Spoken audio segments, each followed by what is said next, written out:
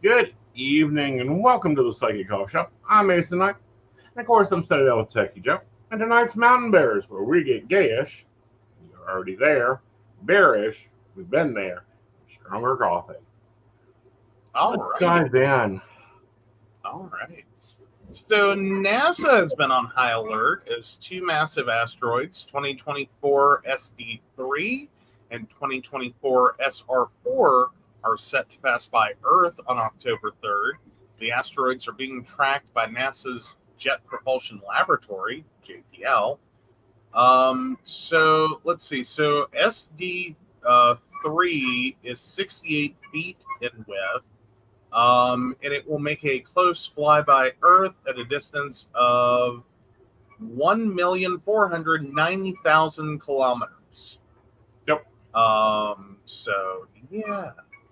I don't know, I think we're going to start seeing this more problematical. Because we're into this area of space where we've been before with a lot of asteroids. We've got the second moon for another, 3 weeks? I think so, something like that. Yeah. It almost feels like we're a repeating story. It's another asteroid right near us. Mm-hmm. So, yeah. Yeah. Now SR4 is a little smaller at 51 feet. And it will make its closest approach to Earth on the same day and will fly at a distance of 1,670 kilometers. Right. So yeah, there's no massive threat of proximity. Well, there's a massive threat if it gets in the mood. Gravity hits it the right way. We got a solar windstorm knocking that rock right on down and hitting into the ocean. We might have a new boulder problem. Maybe. Yeah. Oh, hey, Cameron. Hi, Cameron. How are you, darling? Maybe. NASA always wants to track these things. It's good to know where they are in space. Yes. We don't really want them landing on our doorstep. That would suck. Exactly. And we don't need another moon or, another lovely pool of water at the top of one of the mountains. We've got enough problems with water right now. Hey, fair enough. We got Helena. We got another tropical storm bearing in. Oh, yeah. Speaking of Helena. Mm-hmm. So, yeah, fun outside article. Did Hurricane Helena really destroy 1/3 of the Appalachian Trail? Our hiking columnists phoned up experts along the iconic pathway to get a sense of the destruction left by Hurricane Helena. So, yeah. So on Tuesday morning, 3 days after Hurricane Helena ravaged swaths of the southeastern United States, I began making calls to old friends and hiking experts who live along the Appalachian Trail. I had seen the drone footage of Hot Springs, North Carolina, a place I called home for years, and one of the few towns the 2,200-mile hike, or a mile trail, bisects via sidewalk, drowned in the brown waters of an incoming creek and the mighty French Broad. I had seen images of the collapsed bridge in Irwin, Tennessee, which leads just past one of the trail's famous hostels and from one sweeping ridge line to another. And I had seen the curving creekside highways near Damascus, Virginia, one of the trail's spiritual epicenters, cracked in pieces like overcooked pecan brittle. I had seen reports of the 220 dead and many more missing. Communities of longtime friends were entirely marooned, and little towns I cherished as a lifelong Southerner were ripped open like wet cardboard boxes. So, yeah, basically got into the idea that there's a lot of devastation along the Appalachian Trail. So 1/3 of this trail is destroyed. A TikToker named Talking with Strangers 2 said in a video that had gone viral by Wednesday. Using a map of the Appalachian Trail as her green screen, she speculated about the devastation. This catastrophic storm is actually going to change the map of North Carolina and Tennessee, the actual topography. But my phone calls yielded a surprise, as best as anyone can tell right now. The claims of complete destruction aren't true either for the Appalachian Trail or for the half dozen other long distance trails that radiate through the lower reaches of some of the world's oldest mountains. So misinformation and assumptions based on that request and then broadcast for TikTok likes made a bad I'm seeing a lot of. Pardon? I'm seeing a lot of TikTok BS. Like, we have apparently been blown off the map. There are areas that's not untrue. Yeah, there are areas that's not untrue. Like Butcher Bottom, I am quite sure is gone. Like, I've seen the pictures. It was, of course, that road was already going into the river when I was driving it for 2 years. I'm sure there's a lot of devastation. I am sure that there is a lot of people that are still living without anything. Well, and that may be true in the immediate after. Right.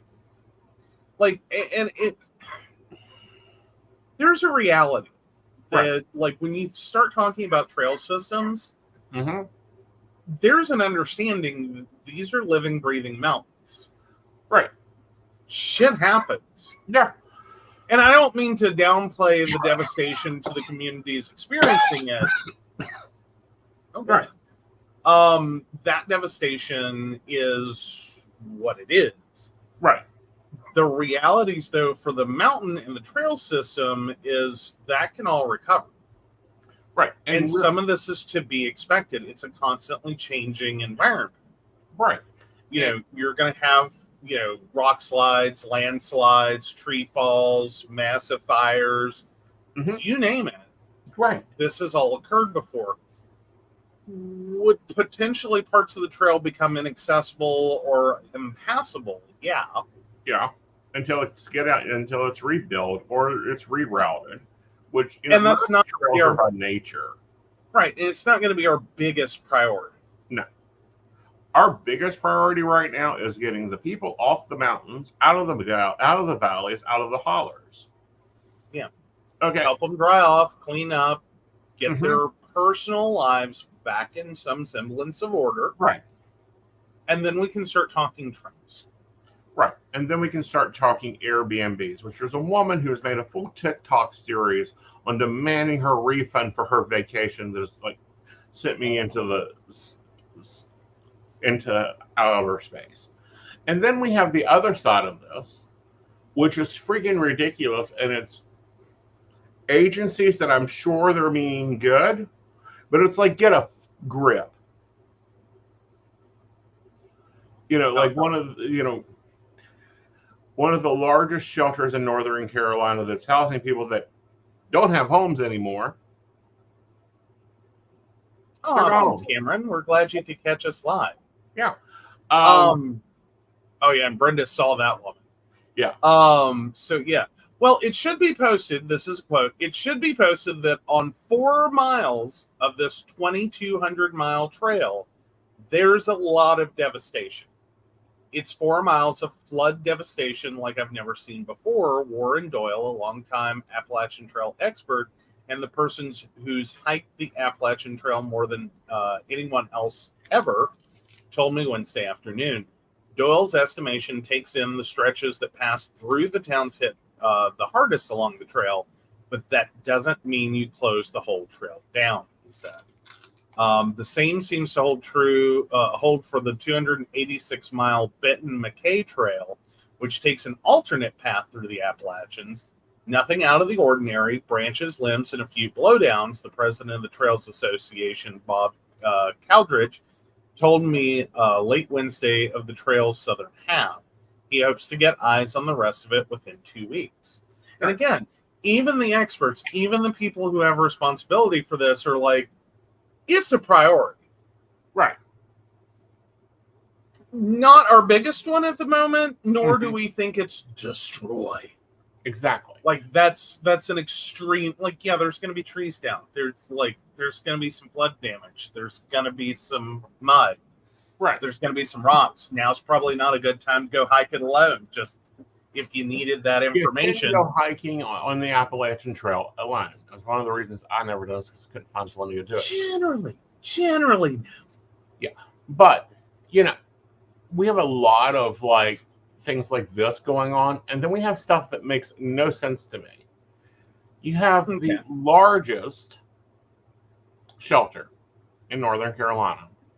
The health department, you have people that have been walking through flood water.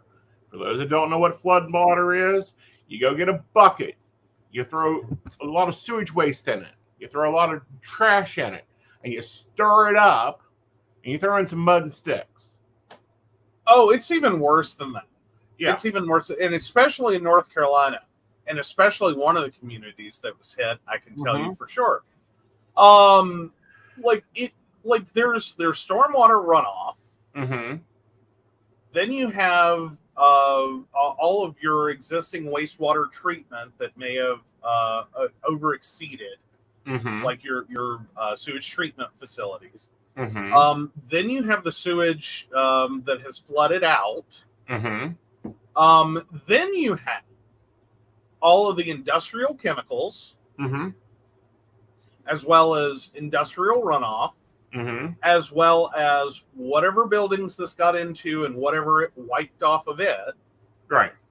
Then you have all the car fluids, because all those cars they picked up and slammed. All the fluids are leaking out of those. Right. Then you have mud and sticks, and right. And it's a toxic stew, and you don't know what all it contains. Right. So yeah, floodwater as right. Rescue the dog, rescue the child. I'm not saying don't do it because the water's just so nasty, but be prepared. That water is nasty. Right. Don't go swimming. Right. So you have these people that have been through this. They're now coming to the shelter. Do you know what the health department's number one problem was? Oh, no. What? Nobody can take a shower unless they have flip-flops. Oh, okay, because that's our concern. Yeah. I mean, don't get me wrong. This is not the moment to do away with health standards. But sometimes you just got to go priorities. Right. Priorities. Right. We can treat like an athlete's foot outbreak. Exactly. We cannot let people stand around covered in whatever toxic stew this is and wait. Exactly. This is ridiculous. So get them in the parking lot, strip them down, try to give them some privacy best you can, hose them off. Some way or another, get that ick off. Exactly. And that's the whole point here.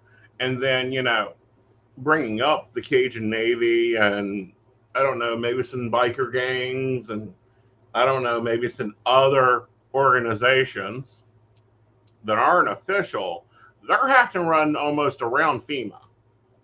What I mean by that is FEMA's coming in and, yes, they're doing their job. We are very happy with FEMA to be actually on the ground, actually processing and actually helping.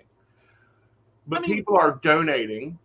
Let's pause. FEMA actually is typically one of the most beloved federal agencies. And the most useful. And the most useful, and they are typically the most on it. But it is also why, and given what they deal with, when they screw it up, when they when they drop the ball, it's so bad. Well, and this is the bad part. Let's bring this comment back up. Organizations have gathered money, secured chainsaws to get them into the mountains, to get them into the hollers.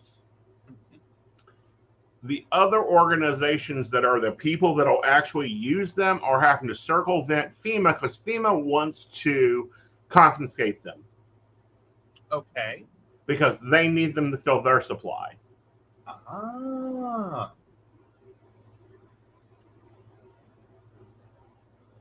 Full weight of the government does sometimes come in handy. Well, yes, the full weight of the government comes in handy, but it's like, we can give these to Green Berets that's never used them before, or we can put them on the back of 4x4s and get them in the hollers and get those people out. Which do we want to do today? And sometimes there's a strong debate there. Mm-hmm. As in, if FEMA is in control, and yes, they are sending less experienced people to do the work, Mm-hmm. they at least know what they're dealing with and who they're dealing with, and they have assigned responsibilities to them. Mm-hmm. If you start going, so to speak, rogue, Uh-huh. there can be concerns that we don't know who's going where, Mm-hmm. to do what, Mm-hmm. under what, we hope are good intentions, Right. and not necessarily knowing Mm-hmm. who are these people. Mm-hmm. I mean, I think we could all agree that it is a great and wonderful, noble desire to go help these people, and you have the skills to do it. Mm-hmm. If, however, you are turning loose random people upon people who are already beset by tragedy, Mm-hmm. and any of those people are, have a malintent in their body, Mm-hmm. this could get real ugly and really bad Mm-hmm. really quickly. Mm-hmm. Because it's bad enough when you get trapped in your community, Mm-hmm. in your holler. Mm-hmm. When the people that show up to help you potentially may rape, murder, and plunder, Yeah, that would be bad. That's not the direction here. In Cajun Navy, you're not going to have that problem with. Brothers of the Will, you're not going to have that problem with. The Good Old Boys Gang, you're not going to have that problem with. But the problem is, and this is the bigger problem, and Brenda, I'm going to have you weigh in on this because you know these roads. Which do you want? Someone from DC driving them, or you want me driving them?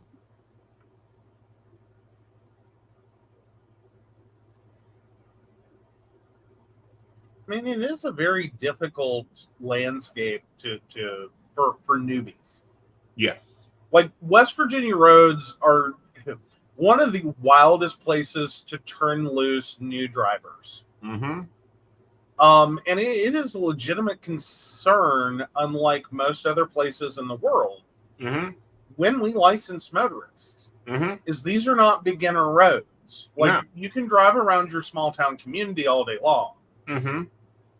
77 is not for novices, as many out-of-state truckers learn, because the things you can do in other places that are perfectly fine, like it's a little risky, but it's perfectly fine. Everyone does it. Right. You are basically threading a needle, and if you do it wrong, you're going to be on our 11 o'clock news. Right. Well, but also, there's situations like we will talk about Invisible's mother. There is a way, according to Google Maps, to go to Invisible Mother's house. Yeah, Brenda says you. I know. And if you follow Google's map from the place she works at to her house is 25 minutes. Mm-hmm. And it's a horrible way to send a truck. It's a horrible way to send a trucker. It is a horrible way to send anybody that is not from the area. That you don't know better. Well, and we experience a lot of this because anytime in the very southern end of 77, and I keep referencing it, anytime there's a problem, because it is more of what, when you say Appalachian, what do you mean? Southern West Virginia, exactly what we mean. Like, for instance, bless y'all's heart at Google. Anytime south of 77 exit 20, there is a problem. This is the Camp Creek exit. Y'all want to divert people off at Camp Creek. The name alone should give you an idea what this area is like, but in case it doesn't, the road you are going to send them on, one trucker, one 18-wheeler, is all it takes to screw that road up for 4 hours. Right. Well, because it starts out okay. Right. Until you get to that first curve. Mm-hmm. And everyone knows, if you've ever been on this road, what curve I'm talking about. The one where I don't care what you're driving, you see the curve approaching, and oh, shit, is all you can think. Because there's a cliff face that comes out the side. Mm-hmm. Like, there's a road, and there's a cliff, and it is very height narrow. Right. But you don't approach that curve quickly. Right. But if you certainly don't take a large truck through it. But if you're from the area or you know the area, you can take Alderson Bottom, as long as you have a 4-wheel drive, and you can be at Mom's house in 5 minutes. Oh, yeah. And the government doesn't know this. Why? Is because Google has never gone down Alderson Bottom, ever. Right. Google has never gone over Coppice in Sight, ever. On a map, it doesn't quite make sense. On a map, it doesn't exist. Yeah. But typically, that's sometimes where Google has a problem, is roads that are supposed to exist. And I mean this, I should clarify, it's not just a Google problem. Apple Maps, any mapping software has this issue. Roads that are supposed to exist. Right.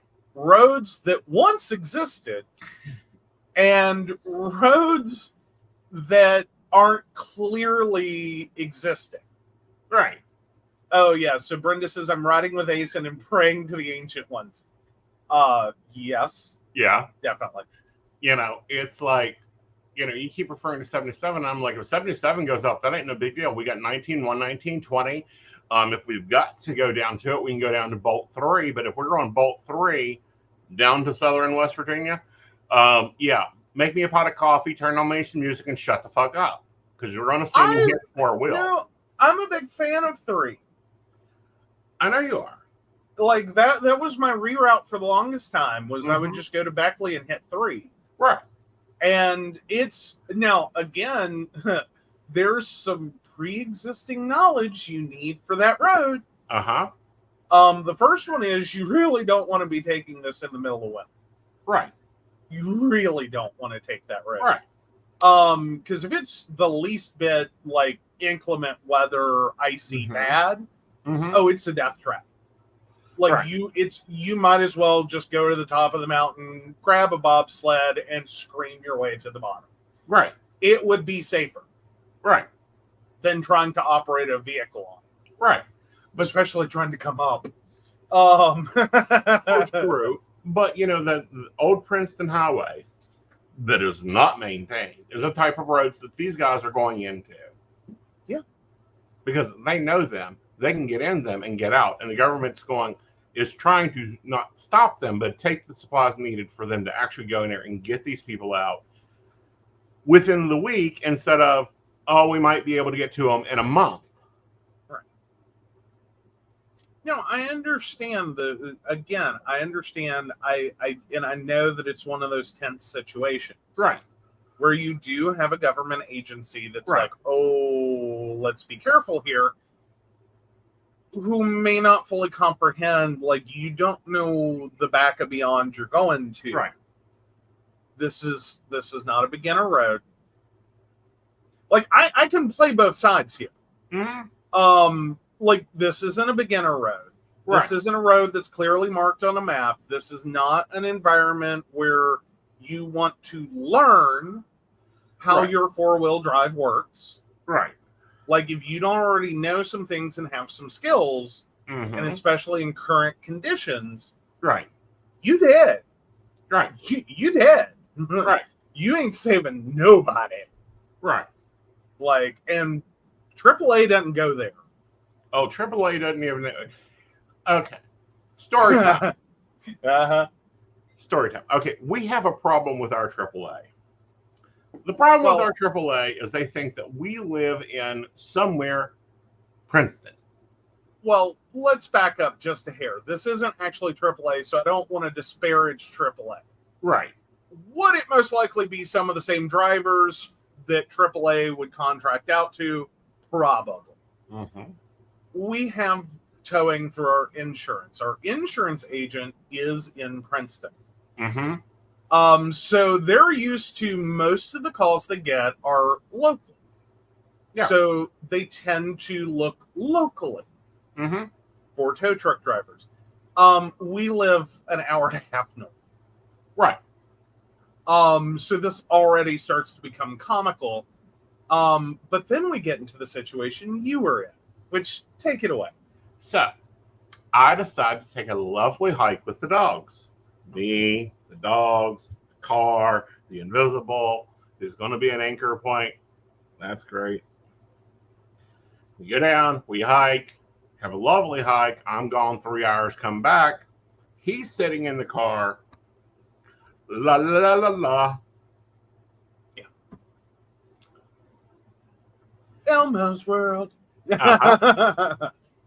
So You've met Invisible. It's about his personality sometimes. Oh, he is very much the Elmo's World of adulthood. Because he's oblivious. Yeah. I load the dogs up, I look at the tire, as I do every time I get in the car, and it's flat. We don't have the ability to change the tires on this car because it doesn't have a change of tire. Welcome to 2016 autos. Yes. Yes. 2016 Kia gives you a tiny little inflator and a can of run flat. Yes. Yeah.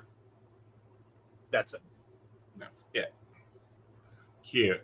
So I call the tow truck driver. Well, I call the tow truck place. They can't find us. Well, you had two instances because the first one is like, I don't go I don't go past Flat Top. Mm-hmm. Like that was their first dispatch. Called them back and said, I don't go past Flat Top. Right. Which, oh, sweetheart, you're still like 45 minutes from him. No, you're still an hour away. Whoop. Yeah. So they're out. So they redispatched. Mm-hmm. Second tow truck driver cannot locate you. Right. Don't know where to begin to locate you. What road are you on? Mm-hmm. And it's like, road is being very generous.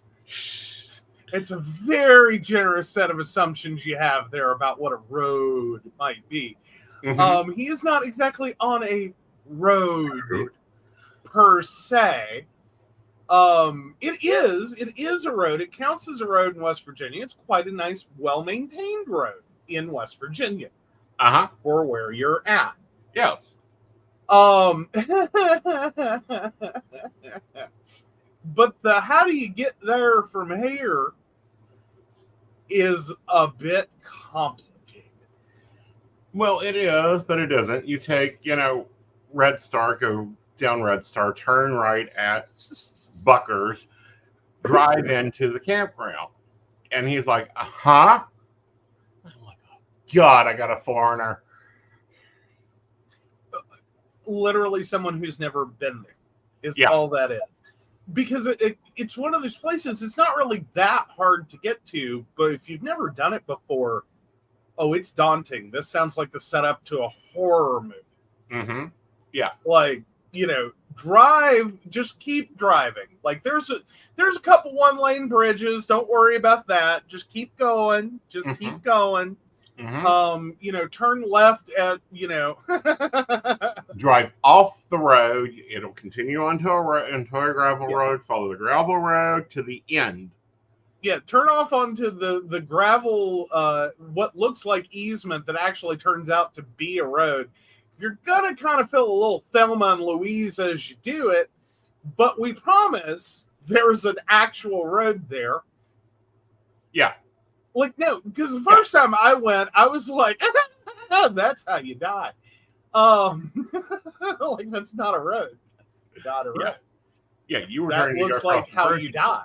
Yeah, and I'm like, no, it's fine. Keep going. It's I go fine. here all Keep the time. going.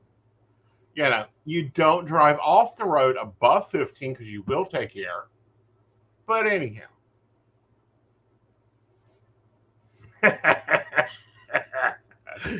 Exactly. You know, so I don't know. I think the government is dealing with country they do not know how to deal with. It is a lot more to it than like oh, what was it? The Louisiana massive flooding, Katrina? Yeah, Katrina. Yeah. That's a different kind of area. Right. Like very significant flooding impacts, lots of very similar circumstances, I'm sure. Big difference in topography, areas you were going into. Like I'm sure in Louisiana you went to some backwoods. I'm not doubting that. Right. But what was your incline? Mm-hmm. Because this is coastal Louisiana. I assume your inclines are somewhere around here. Like you're in some version of this. Mm-hmm. Like West Virginia does things that it's like that's not a road. Right. That's not a road. That's not a appropriate road. It's supposed to switch back. We don't have room for a switchback. Mm-hmm. We built a road. Yeah. You hope your brakes work. Exactly. You hope that when someone drives on this, they have the intelligence to control their speed and know how to get out of like a gravel slide, for instance, because that's a little different.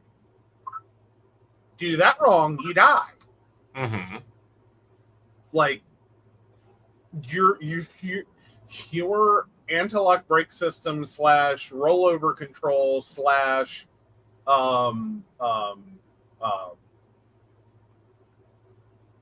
anti-skid is useless. Work. Yeah, it doesn't work. Yeah, no, that's the reason I have the big problem with it when we rented that car and trying to drive. Is it tried to drive for me, and it's like, get out of my way.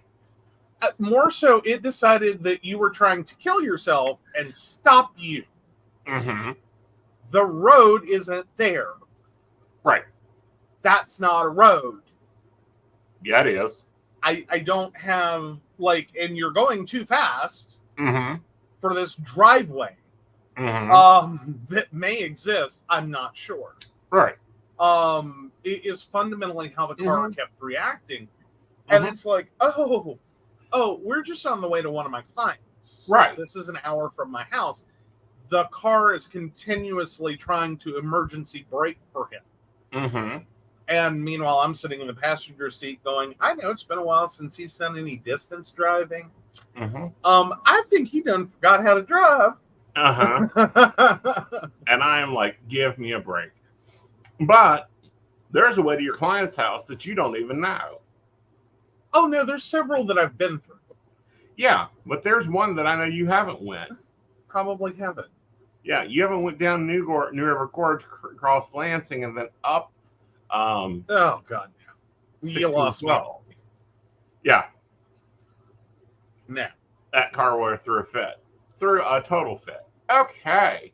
I'm not sure the SUV would be happy with me for it. Oh, the SUV can do it. All right. So let's jump into money. What do you got in money? So yeah, fun one. So as Grindr complaints rise, other gay dating apps try to swoop in. So yeah, that is from I believe that's from Money. I thought that was Money's story. Yeah, it's Mashable is what it looks like. Sorry, my bad. I think it popped up originally and said something about being from Money. All right, so partners, flings, and dates can now be found with a few swipes on our phone, for better or worse. This is especially true for LGBTQ people. Queer Americans are much more likely to use dating apps than straight ones, according to the Pew Research Center. Grindr launched in 2009, completely transforming dating and sex for queer men over the last 15 years. Not as much as you think. Yeah. The introduction of accessible apps specifically catering to the queer community, like Grindr and others, broke down significant barriers in finding fellow LGBTQ people in one's area and became a cornerstone of queer sex culture. Your mileage varies. The most well-known gay dating and hookup app, finally we use the word hookup, is still undoubtedly Grindr. However, given recent product issues and growing user frustration, other apps are vying for the new top spot. So Grindr's rise to become a household name alone showcases how far the community has come. From early 2000s Craigslist ads placed to meet other queer people looking for companionship. Oh, you're straining me here. To the largest social networking app for gay, bi, trans, and queer people, according to the app anyway. In 2024, however, Grindr has been plagued by issues. Updates that led to serious bugs and the introduction of further paywalls. The latter includes limiting the visibility of taps, a feature indicating interest without sending a direct message, which are now only visible within 3 hours of being sent.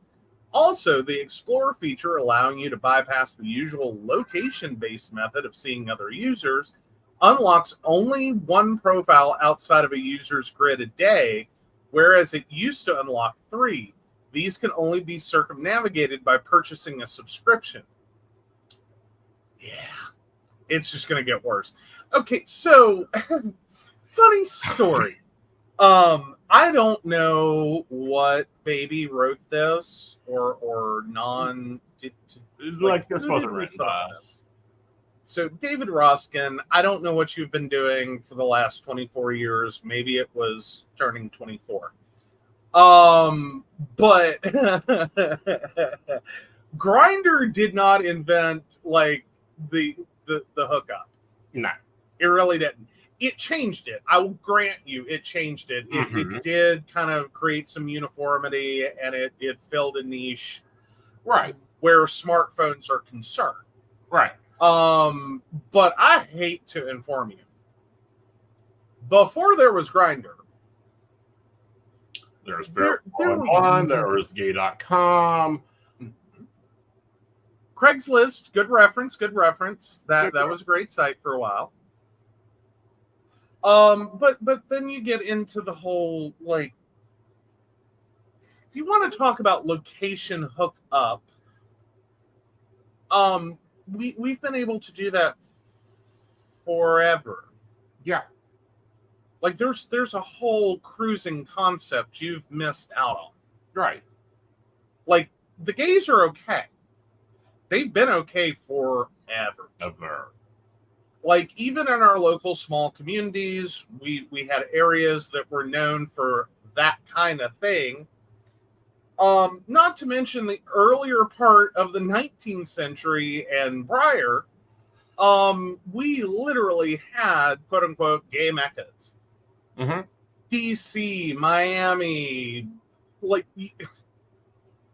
Yeah, I mean, they're acting like Grindr broke the record, and I'm sorry, Grindr didn't break the record. Didn't learn, like, it's been here. We've modified and adapted, and yes, we like it when apps come along that are, useful. Right. But there's a lot of you that are watching this that have never heard of a gay.com. Right. Or you think it's the site you're getting ready to go to when you type in gay.com. It is not. No. It is not. That is someone bought a very expensive web property after gay.com fell. Right. And, they're touting Scruff. Scruff has been around. Sniffer has been around. Offer Pro Tier, yeah, whatever. Bumble has been around but sucks. Match Group, no thank you. Tinder and Hinge, come the hell on. Both of them suck. Field is aggravating. If you're looking for relationships, which again, if you're on Grindr looking for a relationship, you've taken a wrong turn. Yeah. It's like being at Wendy's for healthy food, or insert your fast food location of choice. Mm-hmm. It's not that they don't have a salad.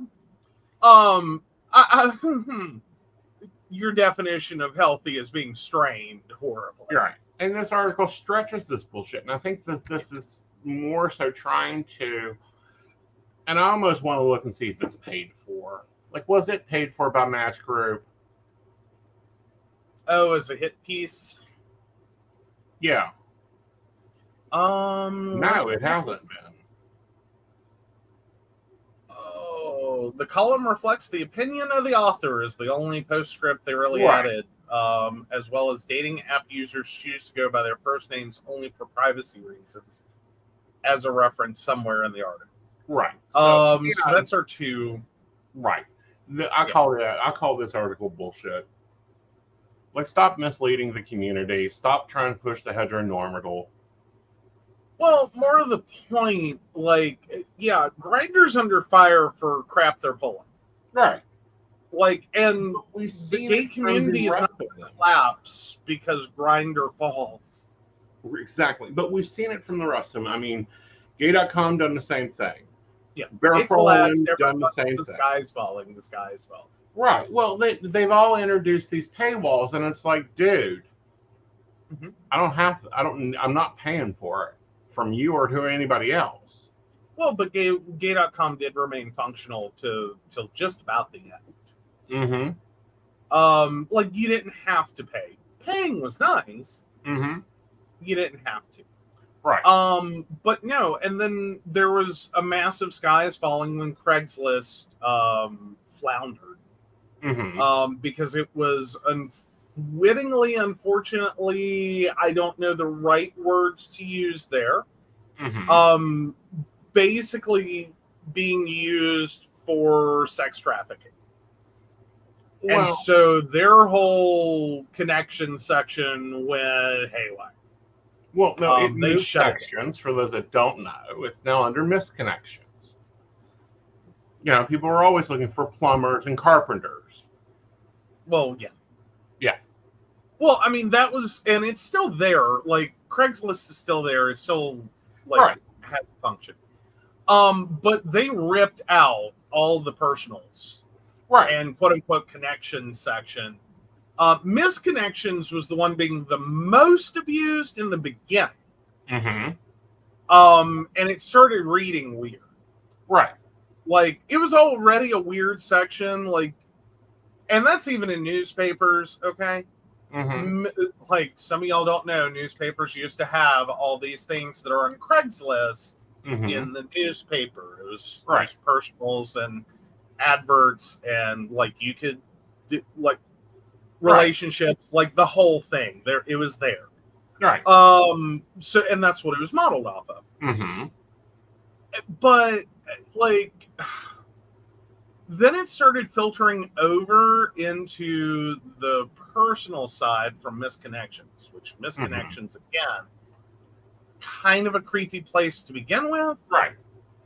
Like, and I don't care how far back you go in newsprint. Right. It's still kind of creepy at times. I saw you today. You were looking really hot. Blah, blah, blah, blah, blah, blah, blah, blah, blah. I don't know if you saw me or if you're interested, but here's my number. And, I mean, yeah, some people find their soulmate from that, usually with someone who's also kind of weird. Because you got to be kind of weird to, like, read the misconnection section. Like, it reads really weird. It will creep you out. Right. Like, it will make you scared to death to go in public looking like trash ever, ever, ever again. Right. Because this is the flip side. Everyone's watching. Exactly. So, yeah, you know, sometimes I'm just going and, you know, I don't give a shit. Yeah. But, you know, I'm tired of the sky is falling. I'm tired of this. You know, if you're looking to date, go date. There are lovely sites out there for it. There's now, what is that one? That, you know, you have to verify your ID and everything else. Archer, I think it was filling my feed. Oh, I know. I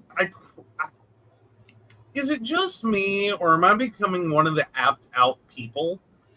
No, I don't think it's just you. Like, we were talking about this the other day. Like, don't get me wrong. I think idealistically, Mm-hmm. the app wasn't a bad idea. Gay.com wasn't a bad idea. Right. A lot of these things were not bad ideas. Online dating in general was not a bad idea, as horrified as it was in the beginning.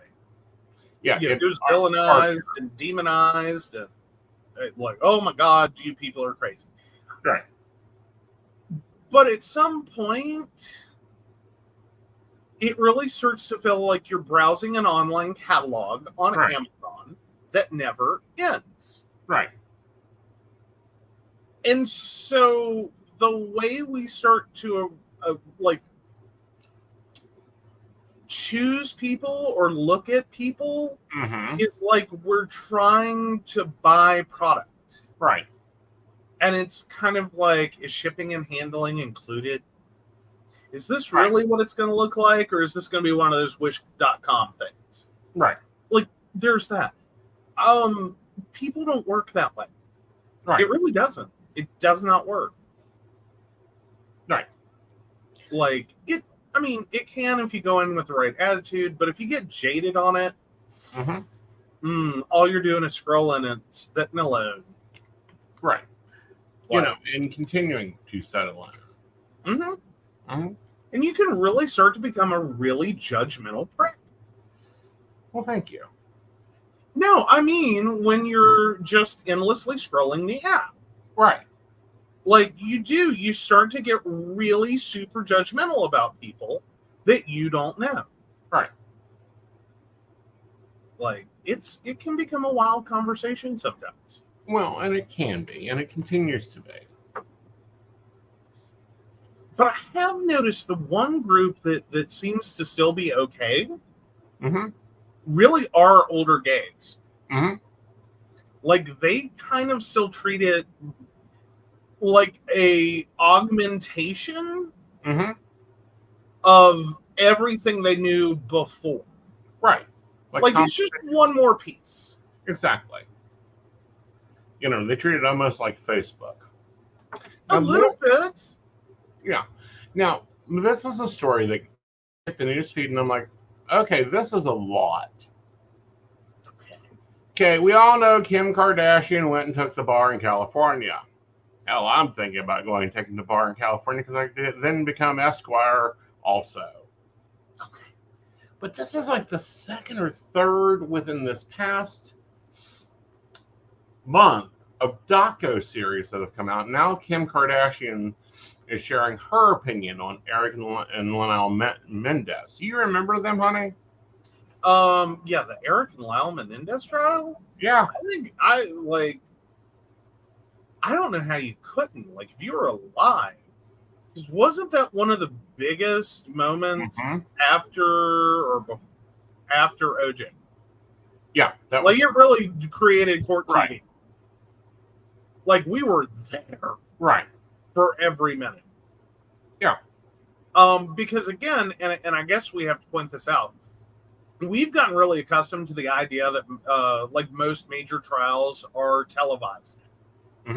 You can watch it streaming, you can watch it on court TV, you can watch it anywhere. Right. I believe it was the O.J. Simpson trial that first brought up the idea that we wanted cameras in the courtroom to watch this. Yes. And that is the foundation of court TV. And like the fact there was a market for this and people wanted it. We didn't just want to listen to the nightly news recap. We wanted it minute by minute. Right. Every single minute. We wanted the whole thing. Right. And it was an experience. Right. Because no one knew what this was or how it was going to work. Right. And it was like there were whole hearings. Right. Just about how to make this work. Right. And then, yeah, after that, I think that was the next big trial. Right. Because I want to say they were almost the same. Within the same. No, they made court TV. That's for sure. Yeah. Anyhow, Well, anyway, Kim Kardashian has been calling for them to be exonerated. Um, there's two docu-series. The judges are possibly looking at reopening the case because apparently there was evidence of abuse that was suppressed and wasn't allowed to be heard by the jury. Rosie O'Donnell says they might be freed, and they can be freed in as soon as 30 days from Vanity. What's your thoughts?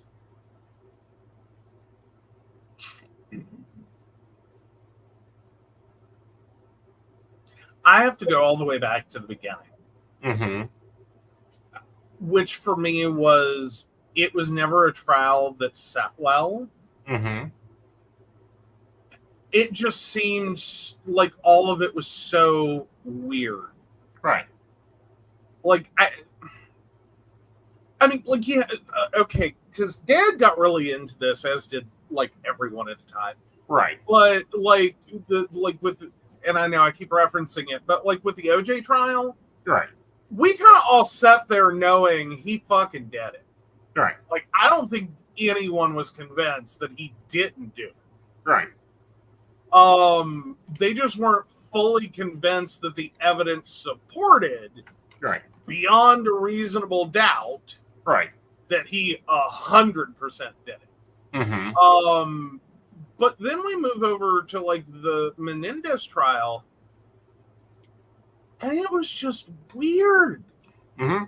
The whole thing was weird. Mm-hmm.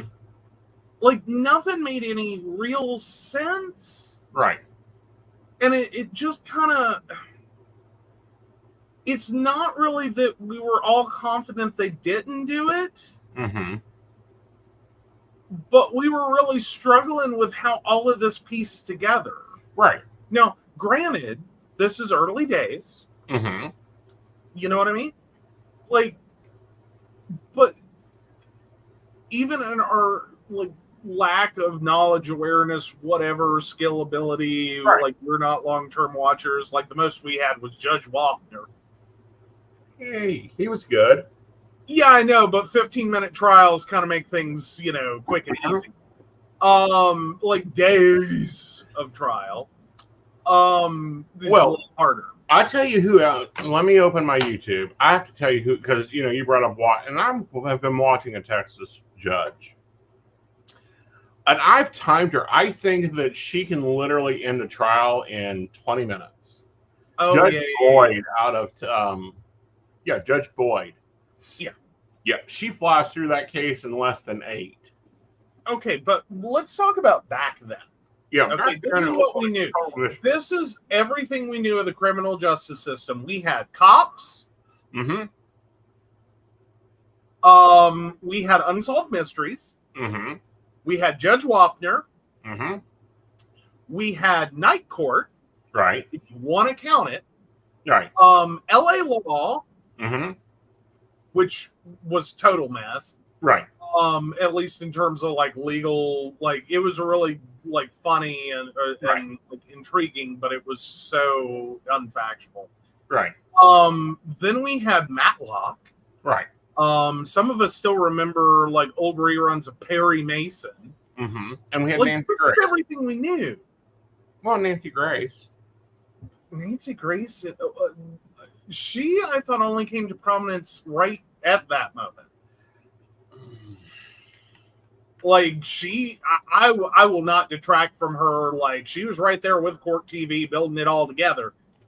But I don't remember her before that. Like she became real popular. Mm-hmm. But it was like she wasn't there, and then she was. Mm-hmm.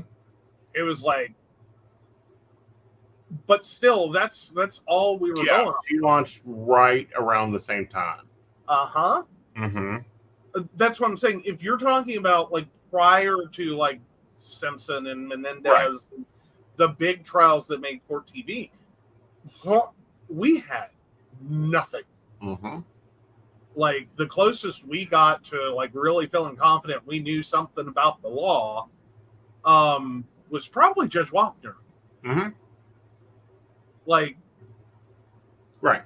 So that's it. Right. Anyway, LA is looking at new evidence. The judge has allowed some new evidence to be checked out. Mm-hmm. There is apparently a whole different case that the defense had that the judge just wouldn't let ride, would not enter.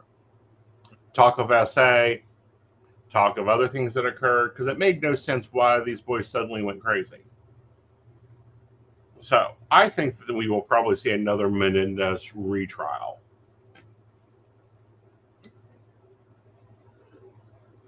Right. So, but no, Kim Kardashian stuck her nose into it. We've got at least 3 new docu-series that have come out. Some contested, some non-contested.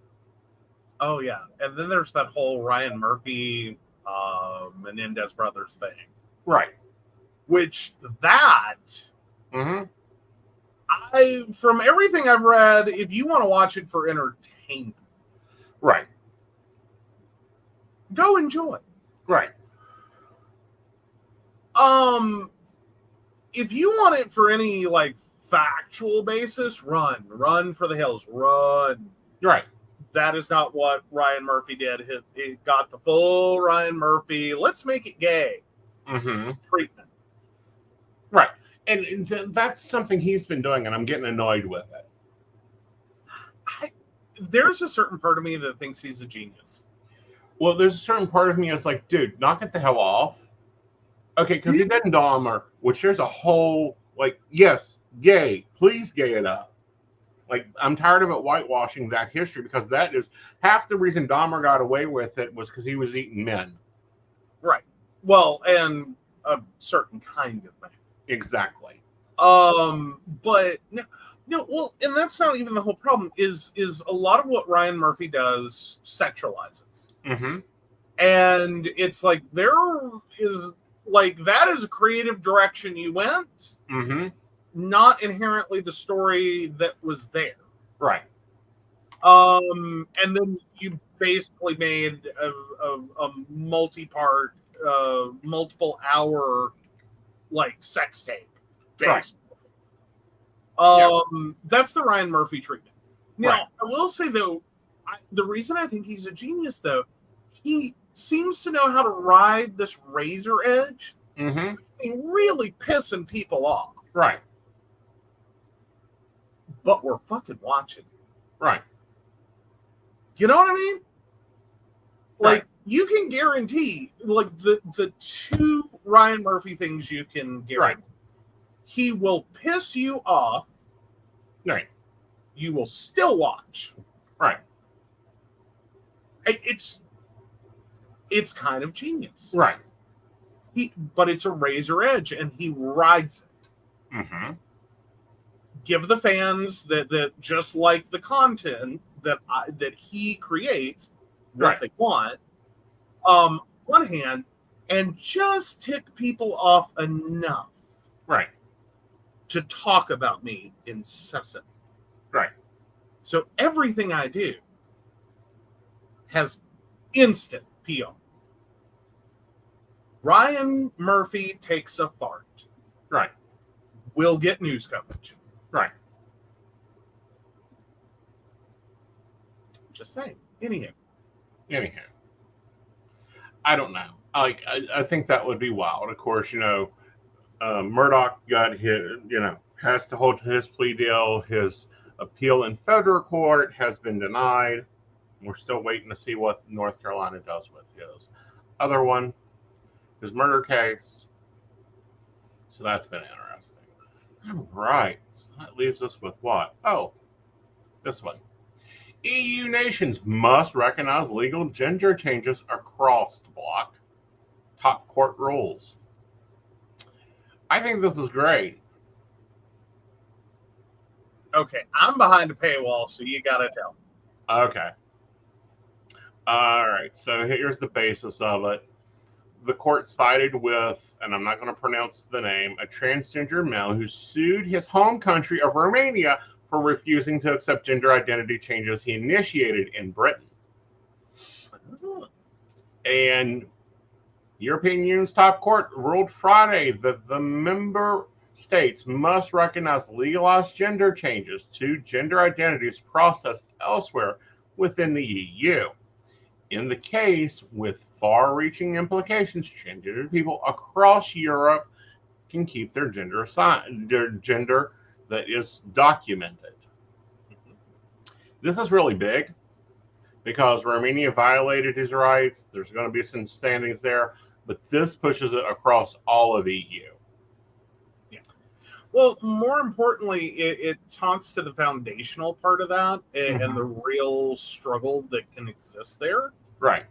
That like if you kind of put it into like a U.S. perspective, if you are in West Virginia, right, and you change your gender, right, have that formally changed, and then boop, you're in Virginia, Ohio, Pennsylvania, Maryland.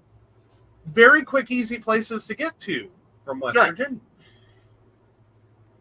And suddenly you have to prove your identity with documents that are in mismatch. Right.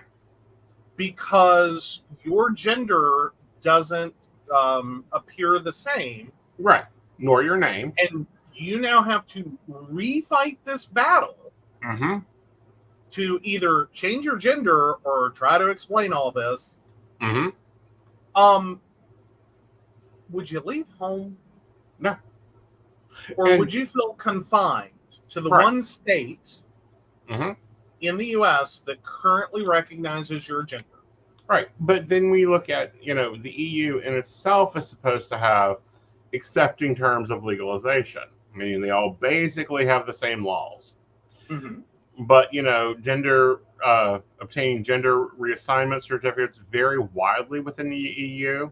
Some countries, including Belgium, Ireland, Spain, permit people to self-declare. Other countries, such as Cyprus, Slovakia, and Slovenia, require sterilization or surgical intervention. Belgium and Hungary, meanwhile, do not allow gender changes to gender to change at all. So this is applying that, no, in Romania, you're male. In other countries, you're a male as long as you're part of the EU. Which is a step in the right direction. It's not the total universal acknowledgement. But no, there are a lot of issues that and it's very, it's not just the name change. Right. Like, right. There's horrible videos of what can happen just trying to, if you just do the name change. And the gender identity claim, even if you specify, right, or are willing to specify that this is a change of gender, when you book that ticket is for your assigned at birth gender that has not been changed, right, and you can run into some very, very angry airline people who go, "Ooh, I have two different conflicting things here." Right. And they will potentially not make your trip a very long or necessarily nice one. Exactly. So, yeah, it's insane, the 1,000,001 paper cuts that continue to happen, and I think that's a harder point. It's like you change your name, you change your gender, and you keep having to redo it. And that's on top of all the other things that go with it. Again, it's 1,000,001 paper cuts. Right. One, just because the amount of paperwork. Right. But two, just the tiniest little things. Like, you think it's a bathroom debate. That's like down the list. Try to get a driver's license. Try to file your taxes properly. Try to, do any of it. Deal with the nightmare of your employer and health insurance and medical treatment and all of it. Right. All right, guys, let's take a break. Love diving into metaphysical topics, psychic insights, and lively discussions? Now you can help keep the conversation going. By becoming a Patreon supporter of The Psychic Coffee Shop, you'll gain access to exclusive content, behind-the-scenes insights, and special perks just for our patrons. Join our community and ensure that your favorite psychic show continues to thrive. Your support helps us bring more enlightening episodes, special guests, and deep dives into the world of the unseen. Become a patron today and enjoy a cup of wisdom with us every week. Click the link to join the baristas and unlock exclusive content. Thank you for your support. Unlock your full potential with Aeson Knight's life coaching. Are you ready to take control of your life and manifest the future you deserve? Aeson Knight, a seasoned life coach and master psychic, is here to guide you on a transformative journey. Whether you're navigating personal challenges, career transitions, or seeking spiritual growth, Aeson's life coaching services offer tailored guidance to help you achieve your goals. With Aeson by your side, you'll discover the tools to overcome obstacles, embrace your true self, and create a life filled with purpose and fulfillment. His unique blend of spiritual insight and practical coaching empowers you to turn your dreams into reality. Ready to make a change? Book your session today and start your journey to a more empowered, balanced, and joyful life with Aeson Knight. Click the link to schedule your first session and step into your power. Are you ready for an electrifying podcast experience that keeps you coming back for more? Join Aeson Knight every week as he takes you on a journey through captivating shows, each exploring unique and fascinating topics. And here's the best part. By subscribing, you'll never miss an episode where you can get your burning questions answered live on air, absolutely free. Whether it's relationship advice, career guidance, or mystical insights, Aeson's podcasts have got you covered. When you subscribe, you become part of a vibrant community, engaging directly with Aeson as he shares his wisdom and leaves you feeling empowered and enlightened. Don't miss out. Subscribe now and be part of the conversation. What you'll get by subscribing: Monday 5 p.m. Metaphysics. Today, soulful conversations with Aeson Knight and Firefly, exploring the essence of metaphysics in today's world. Tuesday 8 p.m. The Psychic Coffee Shop.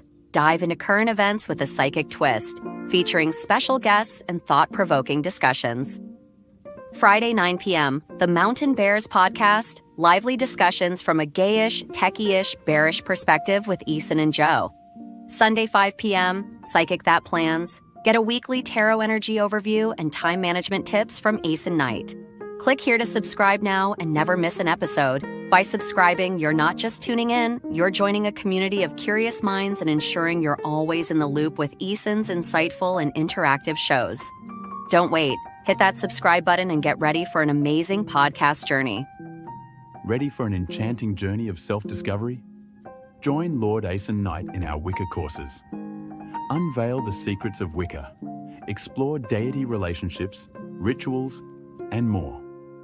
As a third-degree high priest, Aeson Knight guides you toward empowerment and enlightenment. Enroll today and take your first step into the magical circle. Click the link to begin your journey. Psychic Saturday.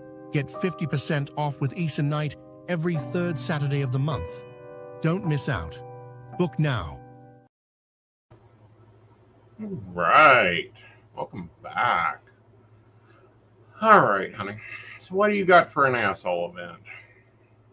Am I the asshole for refusing to pay my friend's share of the bill after she forgot her wallet? A few days ago, I went out to dinner with a group of friends. We had a good time, and at the end of the meal, the bill came. One of my friends, Sarah, suddenly said she had forgotten her wallet at home. This isn't the first time something like this has happened, but it's never been with me directly. She usually does this with other friends. Everyone was pretty quiet, and I could tell they were waiting for someone to offer to cover her. I didn't say anything at first, but when Sarah looked at me, I kind of awkwardly said, "I can't cover you, sorry." She seemed shocked and said she would pay me back tomorrow. I still said I couldn't because I'm not comfortable covering other people's expenses, especially when this has happened before. She got upset, saying she felt embarrassed and that I was making her look bad in front of our friends. One of our other friends ended up paying her share, but the whole mood shifted. Afterwards, she also texted me later on saying I was out of line and should have just helped her out since it was, quote, only a small amount. Some of my friends are on her side saying I could have just covered her since she promised to pay me back, while others agree that it's not my responsibility, especially since she has a history of doing this. I don't think you're the asshole.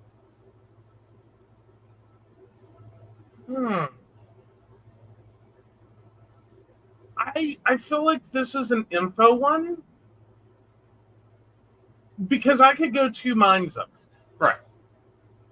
Some people are notoriously forgetful and just walk out of the house and it's a miracle they have pants. Okay. Right. And some days are just like that. And I've gone through them where I've shown up places and it's like, wallet, what wallet? Right. Though typically I've been really good about not walking myself into quite this far. Right. You know what I mean? Where it's like all the way through the middle. But I can understand if you're carrying a purse, that could happen. Right. A little easier for people who carry their wallets in pockets. Right. I can quickly figure out, oh, crap. Right. Like, now, if you want to talk about getting to the front of the store and realizing I don't have my wallet, that has occurred. Right. Usually it's somewhere in the car. But I've had to drive all the way home for it. Right. So, I mean, things happen. You get distracted. Like, depending upon what's going on in her life, this may all be innocent. But here's where I can flip the other direction is what specifically have these friends said? Because you're not making that clear. Right. Are we talking about, like, she pulls this stunt to get a free meal and then never pays people back? In which case, I'm totally down with what she did. Yeah. Nope, sorry, not going to be the person who pays for you to eat out. That's not the deal. Every time. If you're going to do this every time we go out to eat, I'm not covering you. Mm-hmm. If you can't afford to eat out or you don't like to pay, that's a you problem. And that's a problem that needs to be addressed to them and be like, no, we're not doing this again. You're either giving me a debit card to keep up for you for when you go out, but this is becoming apparently a repetitive thing for there to be resistance. Well, see, but here's the thing is I'm debating whether someone's heard that she pulls this stunt in terms of forgetting her wallet. Just that part. And might be reading more into that than reality is. Right.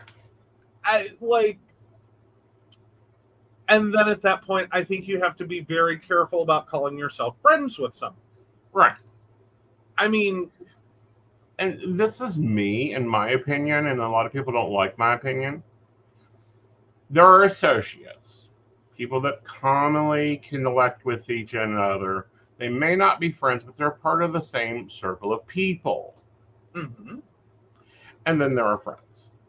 And I think that this person is probably more of an associate that has a problem. Mm-hmm. And, you need to draw some guidelines there.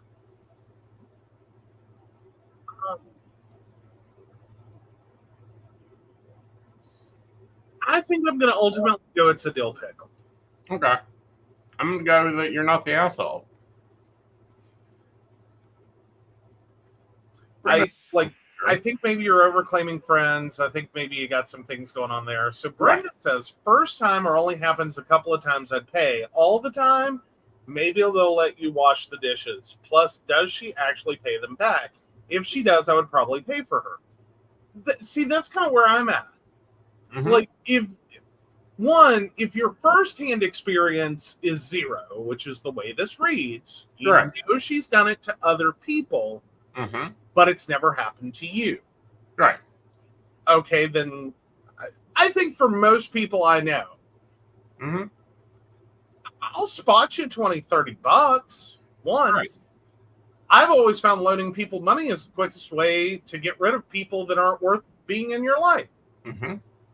I personally love when people don't pay me back. Right. As long as you know that means stay the fuck away from me. Mm-hmm. Because sometimes $20 is all it takes to get rid of people. That may be cheaper than most. Am I the only one that's had people that took you on a carpet ride and just, like, we saw the world. And, like, may have on paper seemed like good friends, but then had someone that, like, for $5 Mm-hmm.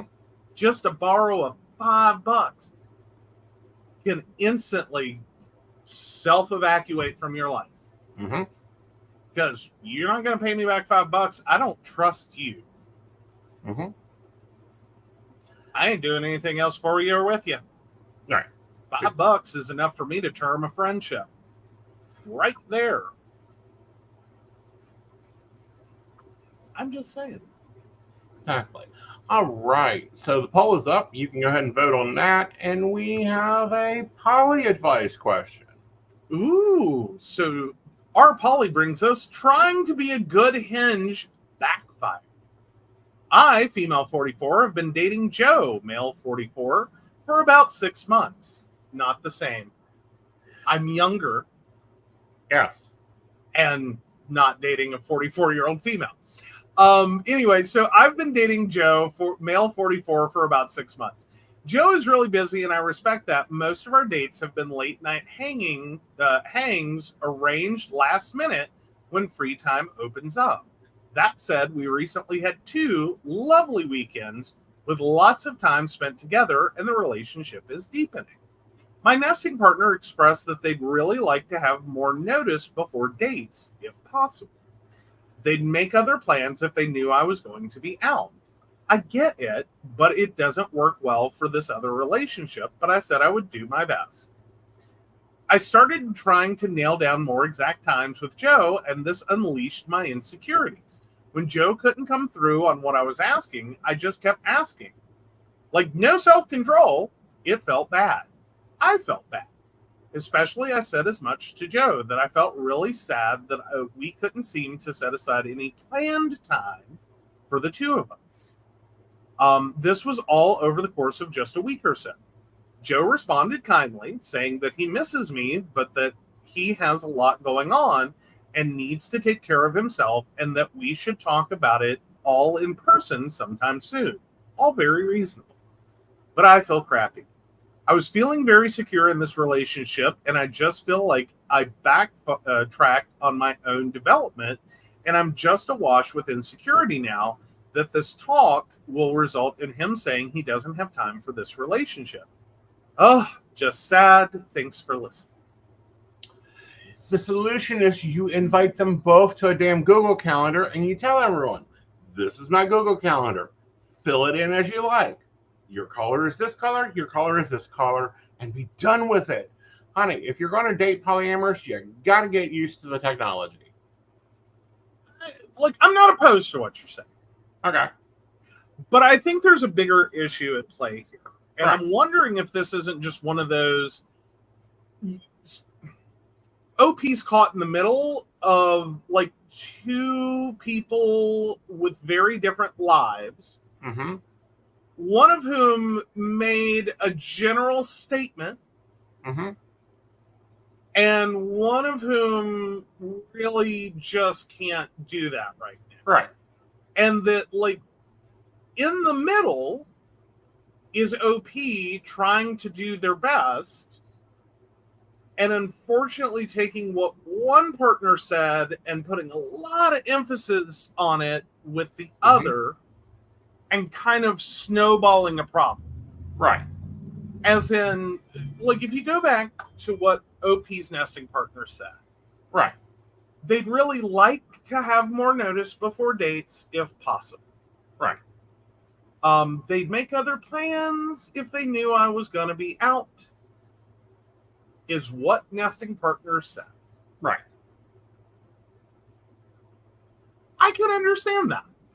Like, right. that's a simple musing aloud that it feels like, you're kind of dropping me to go hang out with them on a moment's notice. Mm-hmm. You know, and I didn't plan anything because I thought we were spending time together. But if I knew that you were going, Mm-hmm. I would have also planned something, and then it wouldn't have mattered. Right. You were doing your thing, I was doing my thing, we were doing things. Right. I don't think there was a lot of, like, I think you overweighted that. Just a hair. Right. Creating the stress, because this is a week. This is a week. Right. You put a lot of stress onto a partner you already knew was kind of, you know, playing it by ear. Right. That the best they can do right now Mm-hmm. is, I'll see what I can do. Right. I'll try to let you know a little ahead. Right. I don't know what I'm doing. And I think that Oh, go ahead. And I think that on the other side of this, Mhm. OP will say nesting partner, because I think they say nesting partner, Mm-hmm. can easily go, oh, you're out next Thursday. Or, oh, it looks like that you have, you know, if they're putting OP into the schedule, Mm-hmm. then it's a lot easier. I think this was one of those, like, if all three sat down Mm-hmm. and really expressed themselves, Mm-hmm. I don't think nesting partner is really going to have that big of a problem as long as Joe Mm-hmm. can at least give a clue, like, is this your life Right. forever, Uh-huh. or is this where you are right now and it's the best you got? Right. Because I think sometimes, especially when you're the hinge, Mm-hmm. you are trying to manage competing interests at points. Mm-hmm. Where, like, a nesting partner says, well, I really wish, you know, I knew. Right. And the person you're with is like, I've got 5 minutes next week, maybe. Right. I don't know. Are you available? And those are competing interests. Like, or can be, especially if you're gonna, like, blow off for, you know, Mhm. Joe, and just go, well, the nesting partner will be there when I get back. Right. So you do have to try to figure out how to manage that, and like, are you being fair? Right. Like, what are you blowing off to go do with Joe Mm-hmm. that your nesting partner thought you were going to do? Right. Is it even really that your nesting partner feels blown off? Right. Or is it just like, well, I'm just kind of sitting here because I don't have someone I can be like, oh, I've got this weekend free. Right. Or is it even just that the nesting partner is sitting here going, I don't want to do this forever. Right. Like, I can hang in there for 6 months, a year, a couple years, if that's, like, just how their life's running. Mm-hmm. But I don't want to live like this. Right. Where I can't really make a plan because if my meta pops up and says, oh, I got this weekend free, you want to go? Mm-hmm. They're going to go. Yeah. And it doesn't really seem to matter whether that works for me or not. Right. I think I would almost have more advice for the nesting partner, Okay. which is stop waiting for OP to tell you their plans. Right. Create your own. Yeah. And I then agree you're with not necessarily in this, you know, back and forth. It sounds like nesting partner is just kind of not really availing themselves Mm-hmm. of opportunities or looking for opportunities until they're in the situation that they don't have OP there. Mm-hmm. And it's like, so you're creating a little bit of your own problem, potentially. Oh, I totally agree they are. And then for, you know, OP, like, breathe. Just because your partner, or either of them, which this sounds like a wondering out loud, Right. doesn't mean you have to go fix it. Right. Sometimes you have to figure out what it Yeah. is. What is it? What is it a problem? Is it a wondering aloud? Is it, this is really irritating me, and by God, I will pack my shit and leave? Right. Like, where is it? Mm-hmm. And then what is it? What do you need? Right. What do you need? What kind of forewarning do you need? Right. A couple hours? A couple of days? A week? And then kind of bringing in your other partner, Joe, and go, where are we and what are we doing with this? Like, is this just how it's going to run till death do you part? Or is this like a period in your life? Mm-hmm. And you also want to move into, like, I have a weekend next month. Mm-hmm. Let's go do this. Can you do it? Or do I need to rearrange? Or are you just unavailable? And like, we can have a more planned, less, booty call, because this is kind of sounds how it's going. Right. Relationship. Right. And sometimes you have to also talk. And I don't understand why people have such a big trouble here with metas talking. And this has been a common theme with a lot of these questions. Like, most of my metas deal with themselves. To a degree, yeah. Yeah. And that's the way we've always handled it. I don't do this talk to Joe, talk to Invisible, talk to Kid, talk to Joe, figure it out between the three of you. What are we ordering for pizza? Yeah, no, we can figure out pizza. Yeah. But then there are sometimes, and this could be one of them, situations where it's like, it's your relationship, it's your puppy. You clean up after the puppy. Right. The puppy is shitting all over my life. Exactly. You go clean up your puppy. Right. Puppy made mess on carpet, you go clean up mess. Right. But if I'm doing something with you, example, we're going to Kobe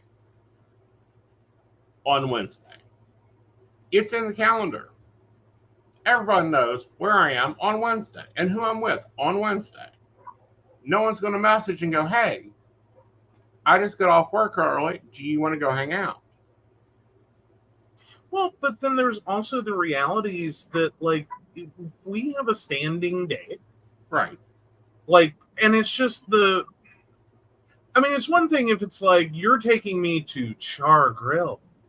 Uh-huh. Which, if we book that, like, that's going to be a once in a, like, we haven't done it yet experience. Mm-hmm. So if that's on the calendar as you're taking me to Char Grill, I'm sorry, I don't care what your emergency is. I have him from the time of our reservation through dessert. Mm-hmm. You can have a problem before or after that, but not during. Exactly. But if it's like, we just kind of go to Kobe every week because we do, I'm not going to be all that upset if someone's like, hey, I just got off of work. Do you want to go grab dinner? I can swing by Kobe on my own. I can go somewhere else. I can do something else. If they don't often get off of work at a time that would allow them to go out and eat with you, right, I can very quickly be like, oh, no. Y'all go. Right. But we'll go next week. We went last week. I don't care. Right. I like the consistency, but it doesn't mean we have to, like, if we miss one, oh my God, we broke it, and it's irreparable. Exactly. But at the same time, like, that would be a rare instance.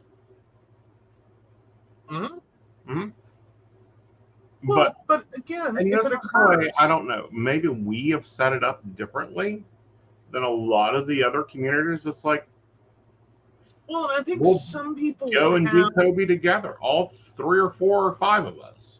Yeah, well, that's 4 of us. One of us won't eat Kobe. Well, yeah. But I think there's also, I think, a lot more wiggle room. Like, I'm not that stressed out about missing a Kobe. Right. Like, we can go Thursday or Tuesday or Saturday. There's many other days. It's not, don't get us wrong. We love Kobe. If you're in the Bayville area and you're looking somewhere to eat, Kobe Asian Fusion, please go there. They're amazing. We love them. Right. But we go there a lot. Yeah. And so missing one that, we loosely plan it every Wednesday. Right. I'm okay. It's not the end of my world. You're not taking something massive away from me. Right. But Okay, being we'll go gone, there. but the other side of that, and what this, nesting partner is dealing with is you've done been gone 2 weekends with short notice. You didn't even tell me until Saturday morning you were taking off. Okay. Okay. And the next weekend, you take off Saturday morning. You don't come back till Monday afternoon. Give me some notice. I might want to have veal for the weekend. There's a lot of things I can do, but not when I just find out randomly on a Saturday morning, oh, I'm taking off for the next 2 days. Yeah. What? I think the worst situation right now, especially being a one-car household with 3 people in it, would be if you woke up Saturday morning and were like, I'm taking off to Florida. Right. Okay, how you getting there? Oh, I'm taking the car. Right. No, you're not. Right. The hell you are. Right. I'm not sitting here stuck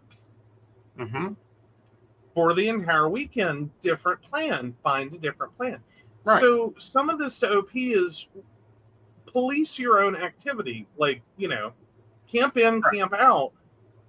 Are you in this? Is what your nesting partner potentially saying? There's some considerations. Right.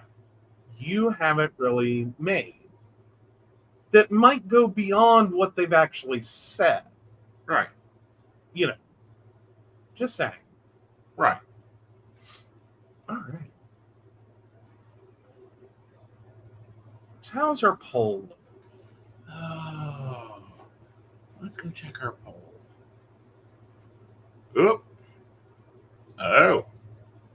Ooh, it went places? No, you are not the asshole. Oh, everyone went on the not the asshole. Yeah. All right. Interesting. Very, very cool. All right, guys, we will be back at 6 p.m. on Sunday to plan our week. You guys can see how this week went because we transferred into a new system. So until then, we'll see y'all later. Bye, y'all. Hey, we got some peoples. Yes, you got some peoples. Yeah, so of course we want to thank Beverly Walker, Mika G, Brenda, Joan Owen, Shannon C, Shannon D, Lady Gwendolyn, Caitlin Bell, Devin, Bella, and Maria Meyer. If you'd like to learn more about us, the show, or how you too can become a Patreon sponsor and receive all the wonderful benefits our baristas receive, please visit us at pcspnetwork.com. Yes, and we will see you guys on Sunday. Bye, y'all. Bye.